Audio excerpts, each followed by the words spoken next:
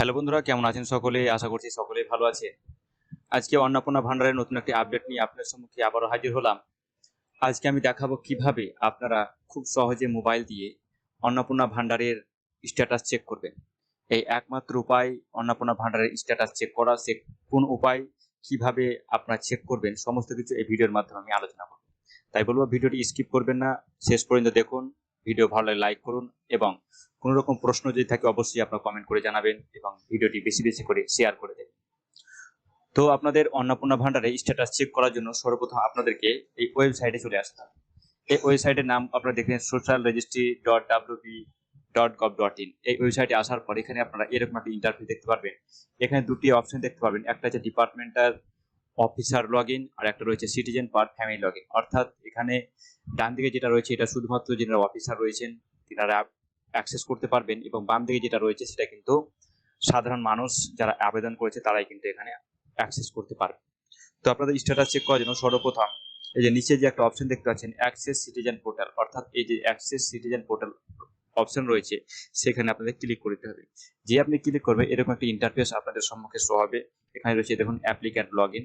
তো সর্বপ্রথম আপনাকে your district select your district, এই যে ডিস্ট্রিক্ট এখানে রয়েছে এখানে আপনি ক্লিক করলেই আপনার প্রত্যেকটা ডিস্ট্রিক্ট আপনার চলে আসবে। তো আপনার যে ডিস্ট্রিক্টটা রয়েছে সেই ডিস্ট্রিক্টে আপনি আপনার মতো করে চুজ করে নেবেন। আর বীরভূম ডিস্ট্রিক্টটা আমি চুজ করে নিলাম। চুজ করার পর এখানে কি বলছে দেখুন রেজিস্টার মোবাইল নাম্বার, অর্থাৎ আপনার যে মোবাইল নাম্বার রয়েছে সেই মোবাইল নাম্বারটা এখানে পুট করতে হবে।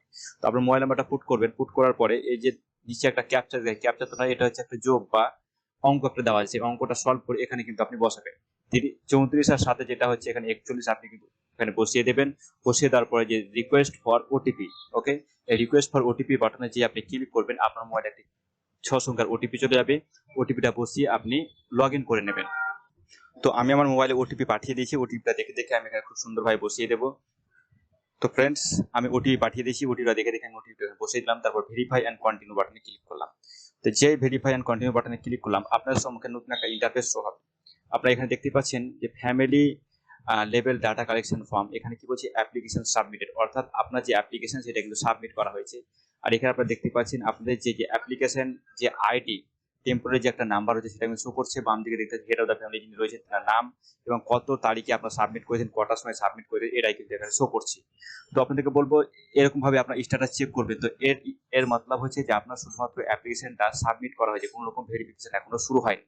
যদি আপনাদের ভেরিফিকেশন শুরু হতো তাহলে কিন্তু এই যে আপনি দেখতে পাচ্ছেন যে অ্যাপ্লিকেশন সাবমিটেড, এই যে অ্যাপ্লিকেশন সাবমিটেড জায়গা লেখা রয়েছে এই জায়গায় কিন্তু আপনাদের লেখা রয়েছে যে অ্যাপ্লিকেশন ভেরিফাইড বা স্যাংশন বা অন্য কিছু যে কোনো জিনিস আপনাদের কিন্তু এখানে শো করতো, কিন্তু এখানে যেহেতু কোনো রকম কিছু শো করছে না, শুধুমাত্র অ্যাপ্লিকেশন সাবমিটেড শো করছে, তার মতলব হচ্ছে এখানে শুধুমাত্র আপনাদের ফর্মটি সাবমিট করা হয়েছে, কোনো রকম ভেরিফিকেশন এই ফর্মটার জন্য শুরু হয়নি।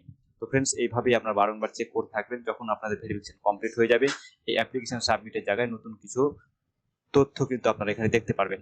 তো ফ্রেন্ডস, ভিডিওটি এই পর্যন্তই, দেখা হচ্ছে পরের ভিডিওতে, ততক্ষণে ধন্যবাদ।